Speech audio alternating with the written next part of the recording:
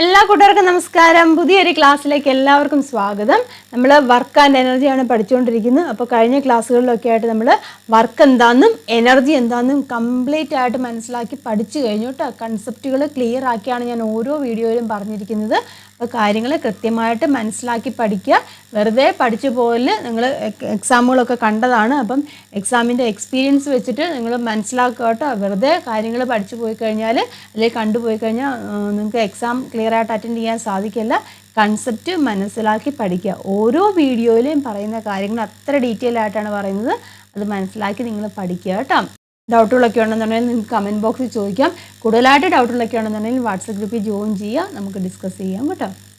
ഇനി ആ ഒരു ചാപ്റ്ററിൽ നമുക്ക് പഠിക്കാനുള്ള അടുത്തൊരു ടോപ്പിക്കാണ് പവർ എന്ന് പറയുന്നത്.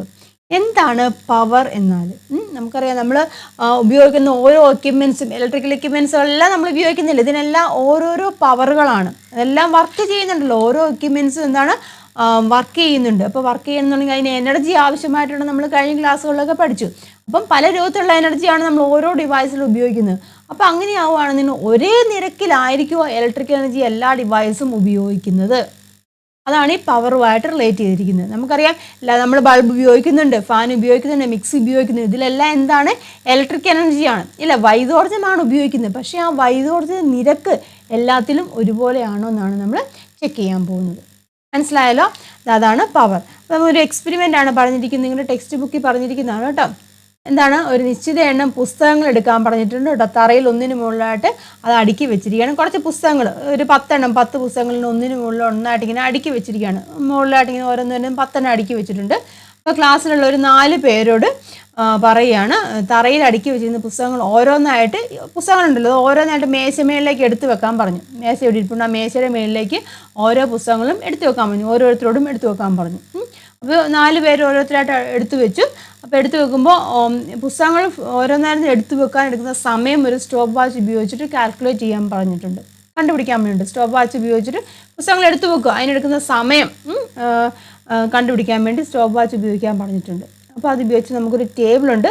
ആ ടേബിൾ കംപ്ലീറ്റ് ചെയ്യാനാണ് പറഞ്ഞിരിക്കുന്നത്. അപ്പോൾ ഈ 4 പേരുണ്ട്. ഈ 4 പേരും പുസ്തകം എടുത്തു വെക്കുന്നതിൻ്റെ ആ സമയം എങ്ങനെയായിരിക്കും? ഒരുപോലെ ആയിരിക്കുമോ?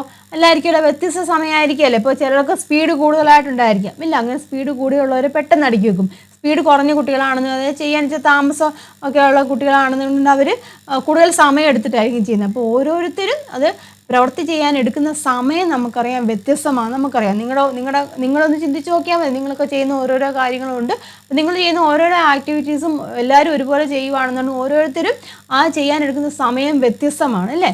അപ്പോൾ അത് തന്നെയാണ് ഇവിടെയും പറഞ്ഞിരിക്കുന്നത് കേട്ടോ. അപ്പോൾ അതിൻ്റെ ഒരു ഡീറ്റെയിൽസും കാര്യങ്ങളൊക്കെ നിങ്ങൾക്ക് ടേബിളിൽ എഴുതാൻ പറഞ്ഞിട്ടുണ്ട്. ആ ഒരു ടേബിളാണ് നമ്മളിവിടെ കൊടുത്തിരിക്കുന്നത്. ഇവിടുത്തെ ടേബിൾ നോക്കൂ കേട്ടോ. ഈ ടേബിളിൽ ഞാൻ കംപ്ലീറ്റ് ചെയ്യാൻ പോവാണ്. നെയിമുണ്ട്, ഓരോ കുട്ടികളും എടുത്ത സമയം, അങ്ങനെ കാര്യങ്ങളൊക്കെയാണ് പറഞ്ഞിരിക്കുന്നത്. അത് നെയിം ഒരു 4 പേരെ ഞാനൊരു ABCD എന്ന് പേര് കൊടുക്കും കേട്ടോ. ABCD എന്ന് ഞാൻ 4 പേർക്ക് അങ്ങ് പേര് കൊടുത്തിരിക്കുകയാണ്. അപ്പോൾ അവർ ഓരോരുത്തരും 10 ബുക്ക് മേശമേളിലേക്ക് എടുത്തു വെക്കുന്നുണ്ട്. അതിനെടുക്കുന്ന സമയം നമുക്കറിയാം വ്യത്യസ്തമാണെന്ന് നമ്മൾ പറഞ്ഞു ഇല്ല. ഓരോരുത്തരും എടുത്തു വെക്കാൻ എടുക്കുന്ന സമയം എന്ന് പറഞ്ഞാൽ വ്യത്യസ്തമാണ്. അപ്പോൾ ആദ്യത്തെ കുട്ടി ഒരു 8 സെക്കൻഡ് സമയം എടുത്തു എന്ന് വിചാരിച്ചു.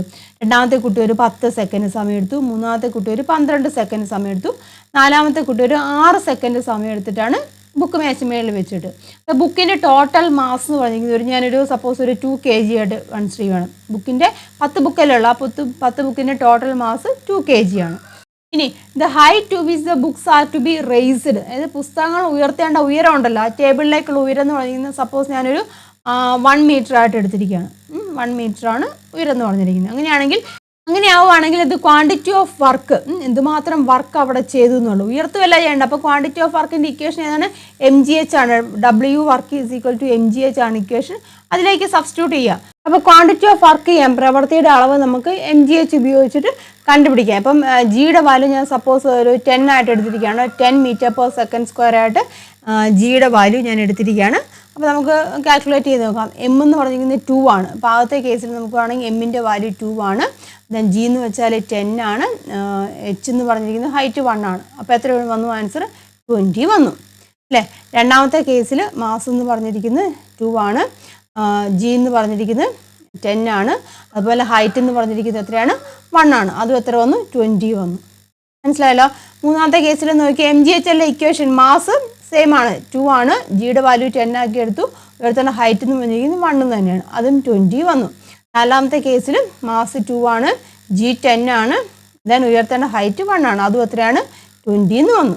മനസ്സിലാകുന്നല്ലോ. അപ്പോൾ ഈ 4 കേസിലും ക്വാണ്ടിറ്റി ഓഫ് വർക്ക് അല്ലെങ്കിൽ പ്രവൃത്തിയുടെ അളവ് എന്ന് പറഞ്ഞിരിക്കുന്നത് എങ്ങനെയാണ് 20 ഇല്ലേ, സെയിം ആണ്. 4 കേസിലും പ്രവൃത്തിയുടെ അളവ് എങ്ങനെയായിട്ട് വന്നു 20, അതായത് സെയിം ആയിട്ട് വന്നു.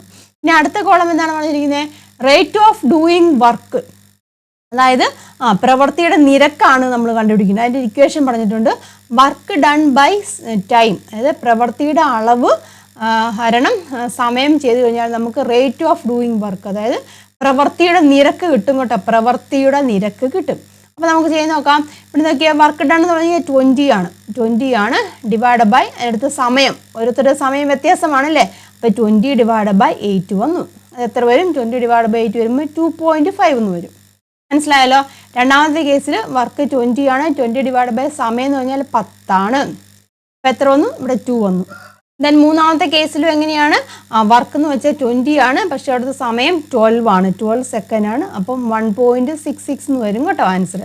നാലാമത്തെ കേസിൽ വരുമ്പം വർക്ക് 20 ആണ്, അവിടുത്തെ സമയം 6 ആണ് ഇല്ലേ, അപ്പോൾ ആ ആൻസർ 3.33 എന്ന് വരും.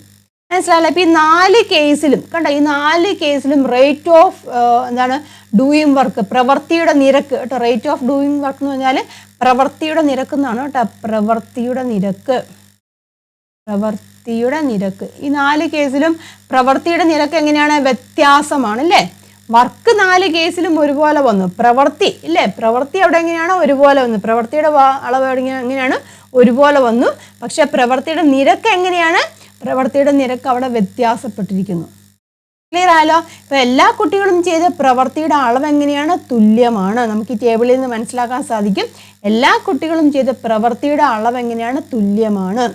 മനസ്സിലായല്ലോ. പക്ഷേ പ്രവൃത്തിയുടെ നിരക്ക് എങ്ങനെയാണ്, വ്യത്യാസമാണ്. അതായത് അതിന് കാരണം എന്താണ്, ഓരോരുത്തരും എടുത്ത സമയം ഇല്ല, ഓരോരുത്തരും പ്രവൃത്തി ചെയ്യാനെടുത്ത സമയം അല്ലെങ്കിൽ വർക്ക് ചെയ്യാനെടുത്ത സമയം എങ്ങനെയാണ്, വ്യത്യസ്തമാണ് അല്ലേ. അതുകൊണ്ട് അവിടെ പ്രവൃത്തിയുടെ നിരക്കിന് വ്യത്യാസം വന്നു അല്ലേ. അങ്ങനെയാണെങ്കിൽ ഏറ്റവും വേഗത്തിൽ പ്രവൃത്തി ചെയ്തത് ആരായിരിക്കും, ഏറ്റവും വേഗത്തിൽ പ്രവൃത്തി ചെയ്തത് കുറഞ്ഞ സമയത്തിൽ അല്ലേ. അതായത് പ്രവൃത്തിയുടെ നിരക്ക് എന്ന് പറഞ്ഞാൽ എന്താണ്, ഏറ്റവും വേഗത്തിൽ അല്ലേ, ഏറ്റവും കൂടുതൽ പ്രവൃത്തിയുടെ നിരക്ക് ഏതാണ്, 3.33 ആണ്. അതായത് ഏറ്റവും കുറഞ്ഞ സമയത്തിൽ ഏറ്റവും വേഗത്തിൽ വർക്ക് ചെയ്ത ആരാണ്, ഡി ആണ് അല്ലേ. വേഗത്തിൽ ഫാസ്റ്റായിട്ട് ഏറ്റവും വേഗത്തിൽ അല്ലെങ്കിൽ ഫാസ്റ്റായിട്ട് വർക്ക് ചെയ്ത ആളാണ് ഡി ആണ്.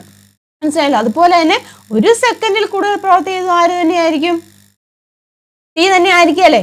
മനസ്സിലാവുന്നതാണ് പറഞ്ഞ്, ഏറ്റവും കൂടുതൽ വേഗത്തിൽ വർക്ക് ചെയ്ത ആരാണ്, ഡി ആണ്. അതായത് കുറഞ്ഞ സമയത്തിനുള്ളിൽ വർക്ക് ചെയ്തത് അല്ലേ, അതാണല്ലോ ഏറ്റവും കൂടുതൽ വേഗത്തിൽ വർക്ക് ചെയ്തത്, അതെന്ന് പറയുന്നത് ഡി ആണ്. ഡി തന്നെയല്ല 1 സെക്കൻഡിൽ കൂടുതൽ പ്രവൃത്തി ചെയ്തതും. മറ്റവരുടെ കേസിൽ എങ്ങനെയാണ്, സമയം കൂടി ഇല്ല, സമയം കൂടി എന്ന് പറഞ്ഞാൽ എന്താണ് അവിടെ ഉദ്ദേശിക്കുന്നത്, അവർ 1 സെക്കൻഡിൽ അധികം പ്രവൃത്തി ചെയ്തില്ല. ഈ ഡി എന്ന് പറഞ്ഞിരിക്കുന്ന ആൾ 1 സെക്കൻഡിൽ കൂടുതൽ പ്രവൃത്തി ചെയ്തു അല്ലേ, അതായത് പ്രവൃത്തിയുടെ നിരക്ക് അവിടെ കൂടുതലാണ്. മനസ്സിലായല്ലോ. അപ്പം എല്ലാവരും ചെയ്ത പ്രവൃത്തി അല്ലെങ്കിൽ വർക്ക് എന്ന് പറഞ്ഞിരിക്കുന്നത് ഒരുപോലെയാണ്, പക്ഷേ പ്രവൃത്തിയുടെ നിരക്ക് അതെങ്ങനെയാണ്, വ്യത്യാസപ്പെട്ടിരിക്കുന്നു. അതിന് കാരണം എന്താണ്, ഓരോരുത്തരും പ്രവൃത്തി ചെയ്യാനെടുത്ത സമയം അവിടെ വ്യത്യാസമാണ്. ക്ലിയർ ആയല്ലോ. അപ്പം യൂണിറ്റ് സമയത്തിൽ ചെയ്ത പ്രവൃത്തിയുടെ അളവിനെയാണ് നമ്മൾ ഈ പവർ എന്നതുകൊണ്ട് ഉദ്ദേശിക്കുന്നത്. ഇവിടെ യൂണിറ്റ് സമയത്തിൽ, അതായത് 1 സെക്കൻഡിൽ കൂടുതൽ പ്രവൃത്തി ചെയ്ത ആരാണ്, ഡി ആന്ന് പറഞ്ഞു അല്ലേ. 1 സെക്കൻഡിൽ കൂടുതൽ പ്രവൃത്തി ചെയ്ത ആരാണ്, ഡി ആണ് അല്ലേ. അപ്പം അങ്ങനെ യൂണിറ്റ് സമയത്തിൽ ചെയ്ത പ്രവൃത്തിയുടെ അളവിനെയാണ് നമ്മൾ ഈ പവർ എന്ന് പറയുന്നത്. മനസ്സിലായല്ലോ. അപ്പോൾ പവർ എന്ന് പറഞ്ഞാൽ എന്താണ്, യൂണിറ്റ് സമയത്തിൽ അല്ലേ, യൂണിറ്റ് സമയത്തിൽ എന്തുമാത്രം പ്രവൃത്തി അല്ലെങ്കിൽ വർക്ക് ചെയ്തിട്ടുണ്ട് അതിൻ്റെ അളവാണ് ഈ പവർ എന്ന് പറഞ്ഞിരിക്കുന്നത്. അല്ലെങ്കിൽ നമുക്ക് പറയാം പ്രവൃത്തി ചെയ്യുന്നതിൻ്റെ നിരക്കെന്ന് പറയാം. പ്രവൃത്തിയുടെ നിരക്കിനെയാണ്, ഈ നിരക്കുണ്ടല്ലോ, ഈ പ്രവൃത്തിയുടെ നിരക്കിനെയാണ് നമ്മൾ എന്തെന്ന് പറഞ്ഞിരിക്കുന്നത്, പവർ എന്ന് പറയുന്നത്. മനസ്സിലായല്ലോ. അപ്പോൾ പ്രവൃത്തിയുടെ നിരക്കാണ് പവർ എന്ന് പറയുന്നത്. അപ്പോൾ ഇവിടെ ഏറ്റവും കൂടുതൽ പവർ ഉള്ളത് ആർക്കാണ്, ഡിക്കാണ്. ശരിയല്ലേ, ഡിക്കല്ലേ അവിടെ പ്രവൃത്തിയുടെ നിരക്ക് അല്ലെങ്കിൽ റേറ്റ് ഓഫ് ഡൂയിങ് വർക്ക് കൂടുതൽ. മനസ്സിലായല്ലോ. അപ്പോൾ 1 സെക്കൻഡിൽ കേട്ടോ, അതാണ് ഉദ്ദേശിക്കുന്നത്, 1 സെക്കൻഡിൽ ചെയ്ത പ്രവൃത്തിയുടെ അളവിനെയാണ് നമ്മൾ പവർ എന്ന് പറയുന്നത്, അല്ലെങ്കിൽ പ്രവൃത്തിയുടെ നിരക്ക് അതിനെയാണ് നമ്മൾ എന്തെന്ന് പറഞ്ഞിരിക്കുന്നത്, പവർ എന്ന് പറയുന്നത്. മനസ്സിലായല്ലോ. അപ്പോൾ നമുക്ക് എങ്ങനെ ഡെഫിനിഷൻ കൊടുക്കാം പവറിന്, power is a quantity of work done per unit time or power is A rate of doing work. കണ്ടോ, യൂണിറ്റ് സമയത്തിൽ ചെയ്ത പ്രവൃത്തിയുടെ അളവാണ് പവർ, അഥവാ പ്രവൃത്തി ചെയ്യുന്നതിൻ്റെ നിരക്കാണ് പവർ. നമ്മൾ ടേബിളിൽ നിന്ന് കണ്ടില്ലേ പ്രവൃത്തിയുടെ നിരക്ക് അല്ലേ, പ്രവൃത്തിയുടെ നിരക്കാണ് എന്തെന്ന് പറയുന്നത് പവർ, അല്ലെങ്കിൽ യൂണിറ്റ് സമയത്തിൽ ചെയ്ത പ്രവൃത്തിയുടെ അളവാണ് പവർ എന്ന് പറയുന്നത്. പവറിൻ്റെ ഇക്വേഷൻ ഇമ്പോർട്ടൻ്റ് ആണ് കേട്ടോ. Power P is equal to W/T, അത് വർക്ക് ബൈ ടൈം. നമ്മൾ പറഞ്ഞു റേറ്റ് ഓഫ് വർക്ക് കണ്ടില്ലേ, വർക്കിനെ സമയം കൊണ്ട് ചെയ്തപ്പോൾ അല്ലേ പ്രവൃത്തിയുടെ നിരക്ക് അല്ലെങ്കിൽ റേറ്റ് ഓഫ് വർക്ക് കിട്ടിയത്, മനസ്സിലായല്ലോ. അപ്പോൾ എന്താണ് power is equal to work divide by time. Equation ഓർത്തോളൂ കേട്ടോ, വളരെ important. Power P is equal to W/T എന്നാണ്. ഇങ്ങനെ ആവുകയാണെങ്കിൽ പവറിൻ്റെ യൂണിറ്റ് നമുക്ക് കണ്ടുപിടിക്കാമല്ലോ. വർക്കിൻ്റെ യൂണിറ്റ് ഏതാണ്? ജൂളാണ്. സമയത്തിൻ്റെ യൂണിറ്റ് സെക്കൻഡ് ആണ് അല്ലേ. അപ്പോൾ ജൂൾ പെർ സെക്കൻഡ് ആണ്.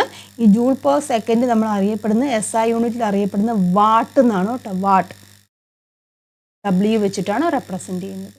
അതായത് ജെയിംസ് വാട്ട് എന്നൊരു സയൻറ്റിസ്റ്റ് ഉണ്ട് കേട്ടോ. അദ്ദേഹത്തിൻ്റെ സ്മരണയ്ക്കായിട്ടാണ് നമ്മൾ ഈ വാട്ട് എന്ന് പറഞ്ഞിരിക്കുന്ന യൂണിറ്റ് ഉപയോഗിക്കുന്നത് കേട്ടോ. പവറിൻ്റെ SI യൂണിറ്റ് കേട്ടോ, ഇമ്പോർട്ടൻ്റ് ആണ്. പവറിൻ്റെ SI യൂണിറ്റ് എന്ന് പറഞ്ഞിരിക്കുന്നതാണ് വാട്ടാണ്. അതിൻ്റെ സിമ്പൽ എന്ന് വെച്ചാൽ ക്യാപിറ്റൽ W ആണ്. ക്ലിയർ ആയല്ലോ. അപ്പം പവർ എന്ന് പറഞ്ഞാൽ എന്താണ്? യൂണിറ്റ് സമയത്തിൽ ചെയ്ത പ്രവൃത്തിയുടെ അളവ്, quantity of work done per unit time or the rate of doing work, അതാണ് പവർ എന്ന് പറഞ്ഞിരിക്കുന്നത്. പവറിൻ്റെ SI യൂണിറ്റ് വാട്ടാണ്, ക്യാപിറ്റൽ W വെച്ചിട്ടാണ് റെപ്രസെൻറ്റ് ചെയ്യുന്നത്. വേറെ യൂണിറ്റും ഒക്കെ ഉണ്ട് കേട്ടോ, കിലോ വാട്ട്, മെഗാവാട്ട്, അതൊക്കെ ഉപയോഗിക്കുന്നുണ്ട്. മെഗാവാട്ട്, കിലോ വാട്ട് ഒക്കെ നമ്മൾ ഉപയോഗിക്കുന്നുണ്ട്. നിങ്ങൾ കേട്ടിട്ടുണ്ടായിരിക്കും. ഇപ്പം ഇലക്ട്രിക്കൽ എക്യുപ്മെൻറ്റ്സ് ഒക്കെ അല്ലേ, ഇപ്പോൾ ഫാന് അല്ലെങ്കിൽ മിക്സി, ഇതൊക്കെ ഉണ്ടല്ലോ, ഇതിൻ്റെയൊക്കെ ഇത്ര വാട്ടിൻ്റെയാണെന്ന് പറയാറുണ്ടോ. അല്ലെങ്കിൽ ഈവൻ ബൾബ് പോലും ഇത്ര വാട്ടിൻ്റെ ബൾബാണ് നമ്മൾ അങ്ങനെ പറഞ്ഞല്ലേ വാങ്ങിക്കുന്നത്. അപ്പോൾ അതെന്താണ് വാട്ട് എന്ന് പറഞ്ഞാൽ എന്താണ് ഉദ്ദേശിക്കുന്നത്? പവർ, അതിൻ്റെ പവറിനെയാണ്. അതായത് യൂണിറ്റ് സമയത്തിൽ എന്തുമാത്രം അത് വർക്ക് ചെയ്യുന്നുണ്ട്, മനസ്സിലാവുന്നുണ്ടോ? അപ്പോൾ അതാണ് പവർ എന്ന് ഉദ്ദേശിക്കുന്നത്. നമ്മൾ ഓരോ എക്യുപ്മെൻറ്റ്സിലും പവർ ഉണ്ട്. അത് യൂണിറ്റ് സമയത്തിൽ കൂടിയ പവർ ആണെങ്കിൽ എന്താ ഉദ്ദേശിക്കുന്നത്? അത് യൂണിറ്റ് സമയത്തിൽ എത്രയും വർക്ക് ചെയ്യുന്നുണ്ടെന്നാണ് അവിടെ ഉദ്ദേശിക്കുന്നത്. മനസ്സിലായല്ലോ. അപ്പം that is A power. Unit of SI unit of power is what ആണ്. ഓർത്തോളോട്ട്, SI unit of power is what. Then another യൂണിറ്റും ഉണ്ട്, മെഗാവാട്ട്, കിലോ വാട്ട്. ഇനി ഈ വാട്ടും മെഗാവാട്ടും കിലോ വാട്ടും അല്ലാതെ മറ്റ് യൂണിറ്റുകളൊക്കെ ഉണ്ട് കേട്ടോ, അതും കൂടെ നമുക്ക് നോക്കാം. അപ്പം കിലോ വാട്ടും മെഗാവാട്ടും എന്നൊക്കെ നമ്മൾ പറഞ്ഞു. ഒരു കിലോ വാട്ട് എന്ന് പറഞ്ഞിരിക്കുന്നത് 10⁻³ വാട്ടാണ് കേട്ടോ. 10⁻³ വാട്ടാണ്, അതായത് 1000 വാട്ട്. ഒരു കിലോ വാട്ട് എന്ന് പറയുന്നത് 1000 വാട്ടാണ്. ഒരു മെഗാവാട്ട് എന്ന് പറയുന്നത് 1000 കിലോ വാട്ടാണ്, അതായത് 10⁻6 കേട്ടോ. 10⁻6 വാട്ടാണ് ഒരു മെഗാവാട്ട് എന്ന് പറഞ്ഞിരിക്കുന്നത്, ഇതിൻ്റെ വാല്യൂ. അപ്പോൾ ഓർത്തിരിക്കുക, ഒരു കിലോ വാട്ട് എന്ന് പറയുന്നത് 10⁻³ വാട്ടാണ് കേട്ടോ, അതായത് 1000 വാട്ടാണ്. ഒരു മെഗാവാട്ട് എന്ന് പറയുന്നത്, മെഗാ എന്ന് പറയുമ്പോൾ ഓർത്തുള്ള 10⁻6 ആണ് പവർ. കിലോ എന്ന് പറഞ്ഞിരിക്കുമ്പോൾ എപ്പോഴും 10⁻³ ആണ്. നമ്മൾ കിലോഗ്രാം എന്നൊക്കെ പറയല്ലേ, 10⁻³ ആണ് പവർ വരുന്നത്. മെഗാ എന്ന് വരുമ്പോൾ 10⁻6 ആണ്. ഓർത്തിരിക്കുക കേട്ടോ. ഇനി നിങ്ങൾ മോട്ടറിലൊക്കെ ഉണ്ട്. ഇപ്പം നമ്മൾ വീടുകളിലൊക്കെ ഉപയോഗിക്കുന്ന മോട്ടർ അല്ലെങ്കിൽ വെഹിക്കിൾസിൻ്റെ ഒക്കെ മോട്ടറിൻ്റെ കേസിൽ നമ്മൾ പവർ പറയുന്ന മറ്റൊരു യൂണിറ്റാണ് അത് ഹോഴ്സ് പവർ എന്ന് പറയും കേട്ടോ. ഹോഴ്സ് പവർ അല്ലെങ്കിൽ കുതിരശക്തി എന്ന് പറയും. നമ്മൾ മോട്ടറിൻ്റെ ഒക്കെ അങ്ങനെയാണ്, ഇത്ര ഹോഴ്സ് പവർ, HP പവർ എന്നാണ് പറയുന്നത്. ഈ മോട്ടറിൻ്റെ പവർ നിങ്ങളൊക്കെ കടയിലൊക്കെ ചെന്ന് ചോദിക്കുവാണെങ്കിൽ ഈ മോട്ടറിൻ്റെ പവർ എന്ന് വെച്ചാൽ ഇത്ര HP എന്ന് പറയും. ഇത്ര HP ഉള്ള മോട്ടർ എന്നാണ് പറയുന്നത് കേട്ടോ. അല്ലാതെ നമ്മൾ ഇത്ര വാട്ടെന്ന് പറയാറില്ല. മോട്ടറിൻ്റെ ഒക്കെ കേസിൽ നമ്മൾ ഉപയോഗിക്കുന്ന പവറിൻ്റെ യൂണിറ്റാണ് HP എന്ന് പറയുന്നത്, അതായത് ഹോഴ്സ് പവർ, കുതിരശക്തി എന്ന് പറയും. ഒരു ഹോഴ്സ് പവർ എന്ന് ഉദ്ദേശിക്കുന്നത് 746 വാട്ടാണ് കേട്ടോ. ഇമ്പോർട്ടൻ്റ് ആണ്, ഇതൊക്കെ 1 മാർക്കിൻ്റെ ആയിട്ട് ചോദിക്കുന്നതാണ് കേട്ടോ. ഇപ്പോൾ പഠിക്കേണ്ട കാര്യങ്ങളാണ് കേട്ടോ. 1 ഹോഴ്സ് പവർ എന്ന് പറഞ്ഞാൽ 746 വാട്ടാണ്. പവറിൻ്റെ യൂണിറ്റ് തന്നെയാണ്. പക്ഷേ വെഹിക്കിൾസ്, വാഹനങ്ങളുടെ അല്ലെങ്കിൽ മോട്ടോറുകളുടെയൊക്കെ പവർ നമ്മൾ സാധാരണയായിട്ട് പവർ എന്ന് പറയുന്നത് ഹോഴ്സ് പവറിലാണ്, HP-യിലാണ്. 1 ഹോഴ്സ് പവർ എന്ന് പറഞ്ഞിരിക്കുന്നത് അല്ലെങ്കിൽ ഒരു കുതിരശക്തി എന്ന് പറഞ്ഞിരിക്കുന്നത് 746 വാട്ടാണ് കേട്ടോ. കൃത്യമായിട്ട് മനസ്സിലാക്കി പഠിക്കുക കേട്ടോ. ഇത് വളരെ ഇമ്പോർട്ടൻ്റ് ആണ്, 1 മാർക്കിനൊക്കെ ചോദിക്കുന്നതാണ് കേട്ടോ. അപ്പോൾ പവർ എന്താണെന്ന് പഠിക്കുക. പവറിൻ്റെ യൂണിറ്റ് SI യൂണിറ്റ് വാട്ടാണ്. കിലോ വാട്ടും ഉണ്ട് കേട്ടോ, കിലോ വാട്ടും ഉണ്ട്, മെഗാവാട്ടും ഉണ്ട്. അതും കൂടെയൊക്കെ ഒന്ന് ഓർത്തിരിക്കുക. അതുപോലെ തന്നെ മോട്ടറും വാഹനങ്ങളുടെയൊക്കെ കേസിലൊക്കെ വാഹനങ്ങളുടെ മോട്ടറിൻ്റെ കേസിലൊക്കെ നമ്മൾ പറയുന്ന പവർ ഏതാണ്? HP-യിലാണ്, ഹോഴ്സ് പവറിലാണ്. 1 horse power is equal to 746 watt. ഇത്രയും കാര്യങ്ങൾ മനസ്സിലായല്ലോ പവറുമായിട്ട് ബന്ധപ്പെട്ട കാര്യങ്ങൾ. നമ്മുടെ വീടുകളിലൊക്കെ ഒരുപാട് എക്യുപ്മെൻറ്റ്സ് ഒക്കെ ഉപയോഗിക്കുന്നില്ല, ഫാന്, മിക്സി, TV അല്ലെങ്കിൽ എന്താണ് ഇത്രയും കാര്യങ്ങൾ പവറുമായിട്ട് ബന്ധപ്പെട്ട കാര്യങ്ങളൊക്കെ മനസ്സിലായല്ലോ. നമ്മുടെ വീടുകളിലൊക്കെ ഒരുപാട് എക്യുപ്മെൻറ്റ്സ് ഒക്കെ ഉപയോഗിക്കാറില്ലേ? മോട്ടറുണ്ട്, ഫാനുണ്ട്, മിക്സി ഉണ്ട്, ബൾബുണ്ട്. ഇതിലൊക്കെ എന്താണ് നിങ്ങൾ അതിൻ്റെയൊക്കെ എക്യുപ്മെൻറ്റ്സ് ഒക്കെ എടുത്ത് നോക്കിക്കഴിഞ്ഞാൽ അതിൽ ലേബൽ കാണും. ആ ലേബലിൽ എന്താണ് അതിൻ്റെയൊക്കെ പവർ എഴുതിയിട്ടുണ്ടായിരിക്കും കേട്ടോ. ഒന്ന് ചെക്ക് ചെയ്ത് നോക്കൂ കേട്ടോ. നോർമലി നമ്മുടെ വീടുകളിലൊക്കെ ഉപയോഗിക്കുന്ന ചില അപ്ലയൻസസിൻ്റെ ഒക്കെ പവറാണ് ഇവിടെ കൊടുത്തിരിക്കുന്നത് കേട്ടോ. അപ്രോക്സിമേറ്റ് വാല്യൂ ആണ് കേട്ടോ ഓരോന്നിനും. ഇച്ചിട്ടൊക്കെ അങ്ങോട്ടും ഇങ്ങോട്ടൊക്കെ വ്യത്യാസം വരും. ഏത് എക്യുപ്മെൻറ്റ്സ് എടുത്തു കഴിഞ്ഞാലും അതിൽ പവർ ഉണ്ട്. ആ പവർ എന്ന് പറഞ്ഞാൽ എന്താണ് ഉദ്ദേശിക്കുന്നത്? എന്തുമാത്രം യൂണിറ്റ് സമയത്തിൽ 1 സെക്കൻഡ് എന്തുമാത്രം വർക്ക് ചെയ്യുന്നുണ്ട് അതിൻ്റെ റേറ്റാണ്. അപ്പോൾ പവർ കൂടിയതാണെന്നുണ്ടെങ്കിൽ എന്താണ് ഉദ്ദേശിക്കുന്നത്? അത് 1 സെക്കൻഡിൽ കൂടുതൽ വർക്ക് ചെയ്യുന്നുണ്ട്. മനസ്സിലായല്ലോ? അപ്പോൾ അപ്രോക്സിമേറ്റ് വാല്യൂ ആണ് ഇവിടെ കൊടുത്തിരിക്കുന്നത് കേട്ടോ. അപ്പം ബൾബിൻ്റെയൊക്കെ കേട്ടോ 2 തൊട്ട് 100 വാട്ടിൻ്റെ ഒക്കെ ബൾബുകൾ ഉപയോഗിക്കാറുണ്ട്. ഇപ്പം നമ്മളിപ്പം CFL ഒക്കെയാണല്ലോ ഉപയോഗിക്കുന്നത്. LED ബൾബാണല്ലോ. CFL ഇപ്പോൾ ഇല്ല, LED ബൾബ്സ് ആണ്. അപ്പോൾ അതിനൊക്കെ എഴുതിയിട്ടുണ്ട് 9 വാട്ട് 10 വാട്ട് എന്നൊക്കെ കൊടുത്തിട്ടുണ്ട് അല്ലേ. അപ്പോൾ അതെന്താണ് ഉദ്ദേശിക്കുന്നത്? 1 സെക്കൻഡിൽ എന്തുമാത്രം വർക്ക് ചെയ്യുന്നു എന്നുള്ളതാണ്. Ceiling fan 2275 watt, refrigerator 150 to 800 watt. അത് ഓരോന്നും കേട്ടോ അപ്രോക്സിമേറ്റ് വാല്യൂ ഉണ്ട്. ഇതിൽ കൂടുതലും വരാം, കുറഞ്ഞു അപ്രോക്സിമേറ്റ് വാല്യൂ ആണ് കൊടുത്തിരിക്കുന്നത്. കൂടുതലായിട്ടുള്ള വാല്യൂ ഒക്കെ ഉണ്ട് കേട്ടോ. കൂടുതലായിട്ടുള്ള വാല്യൂ ഉദ്ദേശിക്കുന്നത് അത്രയും എഫിഷ്യൻ്റ് ആയിട്ടുള്ള എക്യുപ്മെൻ്റ് ആണെന്നാണ് ഉദ്ദേശിക്കുന്നത്. ഇലക്ട്രിക് അയൺ 500 തൊട്ട് 2000 വാട്ട് വരെ. ഇൻഡക്ഷൻ കുക്കർ കേട്ടോ, ഇതൊക്കെ ഉണ്ട്. ഇതിലെല്ലാം നമ്മൾ ഇത്ര വാട്ട് ഇത്ര പവർ എന്നാണ്, ഇത്ര വാട്ട് പവറിൽ വർക്ക് ചെയ്യുന്ന ഡിവൈസസുകളാണെന്നാണ് ഉദ്ദേശിക്കുന്നത്. മനസ്സിലായല്ലോ? അപ്പോൾ നിങ്ങൾ ഇലക്ട്രിക് എക്യുപ്മെൻറ്റ്സ് ഒക്കെ കാണുമ്പോൾ ഒന്ന് നിങ്ങളുടെ വീട്ടിലെ എക്യുപ്മെൻറ്റ്സ് ഒക്കെ ഉണ്ടല്ലോ, ഒന്ന് ജസ്റ്റ് ഒന്ന് എടുത്ത് നോക്കുക. അതിൻ്റെ പുറകിലൊക്കെ എഴുതിയിട്ടുണ്ട്, ലേബലിലൊക്കെ കൊടുത്തിട്ടുണ്ട് ഇത്ര വാട്ടെന്ന്. അപ്പോൾ അതെന്താണ് ഉദ്ദേശിക്കുന്നത്? അത് യൂണിറ്റ് സമയത്തിൽ അത് എന്തുമാത്രം വർക്ക് ചെയ്യുന്നുണ്ട് അതാണ് ആ പവർ കൊണ്ട് ഉദ്ദേശിക്കുന്നത്. അപ്പോൾ കടയിലൊക്കെ ചെന്ന് കഴിയുമ്പം ഇത്ര വാട്ടിൻ്റെ ബൾബ് തരാനൊക്കെ പറയുമ്പോൾ നിങ്ങൾ മനസ്സിലാക്കുക. നമ്മളിതെല്ലാം നമ്മുടെ ഡെയിലി ലൈഫായിട്ട് റിലേറ്റ് ചെയ്ത് പഠിക്കുക. ഇതെല്ലാം നമ്മുടെ ചുറ്റുപാടും കാണുന്ന കാര്യങ്ങൾ തന്നെയാണ്. അപ്പോൾ അതങ്ങനെ നിങ്ങൾ ഡെയിലി ലൈഫായിട്ട് റിലേറ്റ് ചെയ്ത് പഠിക്കുകയാണെന്നുണ്ടെങ്കിൽ ഈസി ആയിട്ട് നിങ്ങൾക്കത് കണക്ട് ചെയ്യാൻ സാധിക്കും. കാണാതെ പഠിക്കുന്നതിന് പകരം ഓരോരോ സംഭവങ്ങളും പഠിക്കുമ്പോൾ അത് നമ്മുടെ ചുറ്റുപാടുള്ള സംഭവങ്ങളൊക്കെ തന്നെയാണ് സയൻസ് എന്ന് പറഞ്ഞിരിക്കുന്നത്. അപ്പം അങ്ങനെ ഒന്ന് പഠിച്ചു നോക്കേ, ഈസി ആയിട്ട് കാര്യങ്ങൾ മനസ്സിലാക്കി പഠിക്കാൻ സാധിക്കും. അങ്ങനെ മനസ്സിലാക്കി പഠിക്കുന്ന കാര്യങ്ങൾ നിങ്ങൾ ഒരു കാലത്തും മറക്കില്ല. വെറുതെ പരീക്ഷയുടെ തലേദിവസം ഓടിച്ചിട്ട് പഠിക്കുന്ന പോലെ അല്ല കാര്യങ്ങൾ പഠിക്കേണ്ടത് കേട്ടോ. മനസ്സിലാക്കി കൺസെപ്റ്റ് മനസ്സിലാക്കി പഠിക്കുക, അത് അപ്ലൈ ചെയ്യണം. നമുക്ക് വേറെ സ്ഥലങ്ങളിലേക്കൊന്നും പോകണം, നമ്മുടെ വീടുകളിൽ തന്നെ ഉണ്ട്. എല്ലാം ചെയ്യാനുള്ള അപ്ലൈ ചെയ്യാനുള്ള സാഹചര്യങ്ങളെല്ലാം നമ്മുടെ വീടുകളിലുണ്ട്. നോക്കി ഒന്ന് ചെക്ക് ചെയ്ത് നോക്കിച്ചാൽ മതി കേട്ടോ. അപ്പോൾ ഇതാണ് പവർ എന്ന് പറഞ്ഞിരിക്കുന്നത്. അപ്പോൾ അങ്ങനെയാണെന്നുണ്ടെങ്കിൽ നമുക്കൊരു പ്രോബ്ലം ചെയ്യാം കേട്ടോ. പവറുമായിട്ട് ബന്ധപ്പെട്ട ഒരു പ്രോബ്ലം നോക്കാം. നോക്കിയേ, calculate the power of an electric iron if 15 kilojoule work is done in 20 seconds. ഒരു വൈദ്യുതി ഇസ്തിരിപ്പെട്ടി 20 സെക്കൻഡിൽ 15 കിലോജൂൾ പ്രവൃത്തി ചെയ്യുന്നു. ഒരു അയൺ ബോക്സ് 20 സെക്കൻഡിൽ 15 കിലോജൂൾ വർക്ക് ചെയ്യുന്നതാണെങ്കിൽ അതിൻ്റെ പവർ കണ്ടുപിടിക്കാനാണ് ചോദിച്ചിരിക്കുന്നത്. സമയം തന്നിട്ടുണ്ട് അല്ലേ, സമയം T തന്നിട്ടുണ്ട് 20 സെക്കൻഡ്. പിന്നെന്താണ് വർക്ക് അല്ലേ, പിന്നെ വർക്ക് തന്നിട്ടുണ്ട് എത്രയാണ് 15 കിലോജൂൾ ആണ് കേട്ടോ. അതിന് നമുക്ക് കൺവേർട്ട് ചെയ്യണം അല്ലേ. 15 കിലോജൂൾ എന്ന് പറയുമ്പോൾ എത്രയാണ് 15 into 1000 അല്ലേ, അതായത് 15,000 നിന്ന് 15,000 ജൂൾ. ദെൻ നമ്മുടെ യൂണിറ്റ് ഏതാണ് അല്ലേ, power W is equal to work by time ആണ്. സബ്സ്റ്റിറ്റ്യൂട്ട് ചെയ്യുക. വർക്ക് എന്ന് പറഞ്ഞിരിക്കുന്നത് 15,000 ഡിവൈഡ് ബൈ സമയം എത്രയാണ് 20 സെക്കൻഡ് അല്ലേ. ചെയ്യാലോ, എത്ര വരും 750 അല്ലേ, 750 വാട്ട് W. അപ്പോൾ പവർ നമുക്ക് കിട്ടി. അയൺ ബോക്സിൻ്റെ പവർ എന്ന് വെച്ച് കഴിഞ്ഞാൽ തന്നെ 750 വാട്ടാണ്. ക്ലിയർ ആയല്ലോ പ്രോബ്ലം? അപ്പം പഠിക്കുക, കാര്യങ്ങൾ മനസ്സിലാക്കി തന്നെ പഠിക്കുക കേട്ടോ. അപ്പോൾ നമ്മൾ ഈ ഒരു ക്ലാസ്സിൽ നമ്മളിപ്പോൾ ഡിസ്കസ് ചെയ്ത് പവറിനെ കുറിച്ചാണ്. പവർ എന്താണെന്ന് മനസ്സിലാക്കുക. Power is a quantity of work done per unit time or the rate of doing work, that is the power. എന്താണ് പവറിൻ്റെ യൂണിറ്റ് മനസ്സിലാക്കുക കേട്ടോ. പവറിൻ്റെ ഇക്വേഷൻ മനസ്സിലാക്കുക. Power is equal to work by time ആണ്. യൂണിറ്റ് എന്ന് പറഞ്ഞാൽ വാട്ടാണ്. അതുപോലെ തന്നെ കിലോ വാട്ടും ഉണ്ട്. അതുപോലെ എന്താണ് മെഗാ വാട്ട് ഉണ്ട്. പിന്നെ വാഹനങ്ങളുടെ അല്ലെങ്കിൽ മോട്ടറുകൾ അല്ലേ, മോട്ടറുകളിലൊക്കെ ഉപയോഗിക്കുന്ന പവർ ഏതാണ്, ഹോഴ്സ് പവറാണ്. കുതിരശക്തി ഹോഴ്സ് പവറാണ്. അതിൻ്റെ വാല്യൂ ഇമ്പോർട്ടൻ്റ് ആണ് കേട്ടോ. 1 HP is equal to 746 watt. മനസ്സിലായല്ലോ? അപ്പം പ്രോബ്ലം ഒക്കെ ചെയ്യുക. ഇതുപോലെ രൂപത്തിലുള്ള പ്രോബ്ലംസ് ഒക്കെ ചോദിച്ച് കാണാറുണ്ട്. മനസ്സിലാക്കുക കേട്ടോ. അപ്പോൾ ഏത് രീതിയിലും ചോദിച്ചാലും നിങ്ങൾ ചെയ്യാൻ അറിഞ്ഞിരിക്കണം. ഇക്വേഷൻസ് അങ്ങോട്ടും ഇങ്ങോട്ടൊക്കെ റീഅറേഞ്ച് ചെയ്ത് എഴുതാനും ഒക്കെ അറിഞ്ഞിരിക്കണം. ഇപ്പം എന്താണ് പവറും സമയവും തന്നു കഴിഞ്ഞാൽ വർക്ക് ചിലപ്പം കണ്ടുപിടിക്കാനായിരിക്കും ചോദിക്കുന്നത്. ആ രീതിയിലൊക്കെ ചെയ്യാൻ പഠിച്ചിരിക്കണം. അതിന് മനസ്സിലാക്കി പഠിക്കുക കേട്ടോ. ഈ ഒരു ക്ലാസ് എല്ലാവർക്കും മനസ്സിലായി കാണുമല്ലോ. അപ്പോൾ ഇതോടുകൂടി നമ്മുടെ ഈ ഒരു ചാപ്റ്റർ വർക്ക് ആൻഡ് എനർജി എന്ന് പറഞ്ഞിരിക്കുന്ന ഈ ഒരു ചാപ്റ്റർ ഇവിടെ കംപ്ലീറ്റ് ആക്കിയിരിക്കുകയാണ്. പഠിക്കുക, കൺസെപ്റ്റ് മനസ്സിലാക്കി തന്നെ പഠിക്കുക കേട്ടോ. വീണ്ടും വീണ്ടും പറയുന്നതിൻ്റെ കാര്യം ഇതാണ്. മനസ്സിലാക്കി പഠിച്ചില്ല എന്നുണ്ടെങ്കിൽ നിങ്ങൾക്ക് ക്വസ്റ്റ്യൻസ് വരുമ്പോൾ നമുക്ക് അറ്റൻഡ് ചെയ്യാൻ സാധിക്കില്ല. അതുകൊണ്ടാണ് പറയുന്നത് കേട്ടോ. കൺസെപ്റ്റ് മനസ്സിലാക്കി പഠിക്കുക. ഓരോ പാഠഭാഗങ്ങളും ടെക്സ്റ്റ് ബുക്ക് നല്ലോണം വായിച്ച് നോക്കുക കേട്ടോ. ഓരോ പാഠഭാഗങ്ങളും കൃത്യമായിട്ട് പഠിച്ചു പോവുക. ഈ ഒരു ക്ലാസ് നിങ്ങൾക്ക് മനസ്സിലായിട്ടുണ്ടെന്നുണ്ടെങ്കിൽ ഷുവറായിട്ട് നിങ്ങൾ ലൈക്ക് ചെയ്യണം കേട്ടോ. അതുപോലെ തന്നെ ഫ്രണ്ട്സിലേക്കൊക്കെ ഷെയർ ചെയ്യുക.